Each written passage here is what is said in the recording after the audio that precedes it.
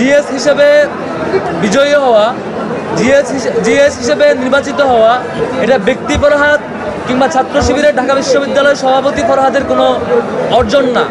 এটা ঢাকা বিশ্ববিদ্যালয়ের সকল শিক্ষার্থীদের মতামতের ভিত্তিতে প্রদত্ত একটি আমানতের দায়ভার আমার উপর। মূলত এটি ঢাকা বিশ্ববিদ্যালয়ের সকল শিক্ষার্থীদের বিজয়।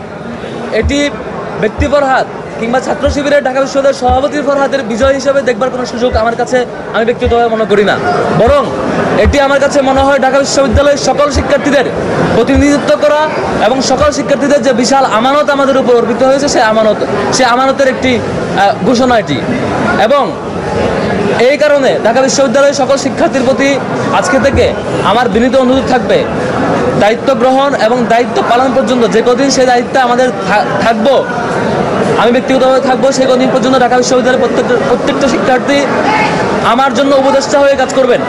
ঢাকা বিশ্ববিদ্যালয়ের প্রত্যেকটা শিক্ষার্থী, আমি যদি আমার পথ চলায় কোনো ভুল করি, কোনো ভুল পথে পা বাড়াই, কোনো ভুল কিছু করি মনে হয় বিশ্ববিদ্যালয়ের শিক্ষার্থীর কাছে, বিশ্ববিদ্যালয়ের শিক্ষার্থী যাতে আমাকে সাথে সাথে ভুল শুধরে দেন এবং তার জায়গা থেকে আমাকে সমালোচনায় কাঠগড়ায় দাঁড় করান এবং একদম যেভাবে শুধরে দিলে পরে আমার জন্য সেই পথচলাটা সঠিক পথে যায়, সেভাবে যেন সেই বিশ্ববিদ্যালয়ের শিক্ষার্থীরা আমাকে শুধরে দেন, সেই কামনা করব।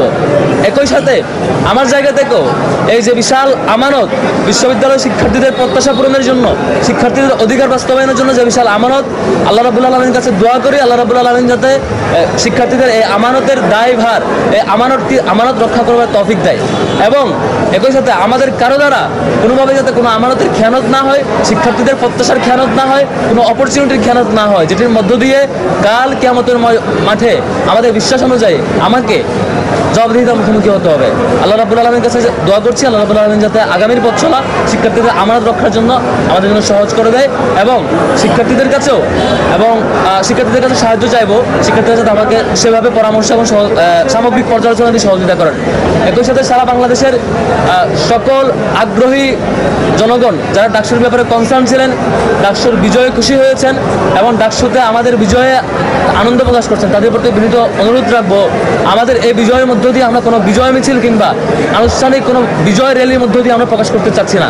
এটা শুধুমাত্র আল্লাহর কাছে শুকরিয়া এবং আমাদের আমানতের যে প্র্যাকটিস, যে আমানতটা আমরা কীভাবে রক্ষা করবো এবং শিক্ষার্থীদের যে দায়বদ্ধতা, শিক্ষার্থীদের যে দায়িত্ব পালন সেটি কীভাবে করবো, সেটি আমাদের কর্মের মধ্য দিয়ে, বই প্রকাশ করার মধ্য দিয়ে সেটি আমাদের মূলত আমরা করতে চাই। সেজন্য যে যার জায়গা থেকে খুশি হয়েছেন, আনন্দিত হয়েছেন, আল্লাহর কাছে শুকরিয়া আদায় করে এবং যার জায়গা থেকে সেভাবেই সেটি পালন করবেন। কোনোভাবেই কোনো বিজয় মিছিল কিংবা অন্য কোনো মডেলে আমরা সেটি করতে চাচ্ছি না। এটি মূলত শিক্ষার্থীদের বিজয়। এখন আমাদের পরীক্ষার পালা, এটি আমাদের আনন্দের পালা নয়, এটি বরং আমাদের আমানতদারিতার পরীক্ষার পালা। আমরা শিক্ষার্থীদের সে আমানত আদৌ রক্ষা করতে পারবো কিনা, সে আমানতের অনুভূতি আমাদের সবসময় থাকবে কিনা, সে পরীক্ষা। আমাদের প্যানেলে যারা বিজয়ী হয়েছেন, আমাদের যারা আছেন, প্রত্যেকের জন্যই সেটি একটি বিশাল পরীক্ষা। শিক্ষার্থীদের এই প্রত্যাশা পূরণে, শিক্ষার্থীদের প্রতি আমাদের কমিটমেন্ট পূরণে আমাদের এই দায়বদ্ধতা, যে কদিন আমরা দায়িত্ব থাকবো সেটি আমাদের পালন করে যাবো ইনশাল্লাহ। আমি সংক্ষেপ করছি, আপনারা সবাই ক্লান্ত সাংবাদিক বন্ধুগণ।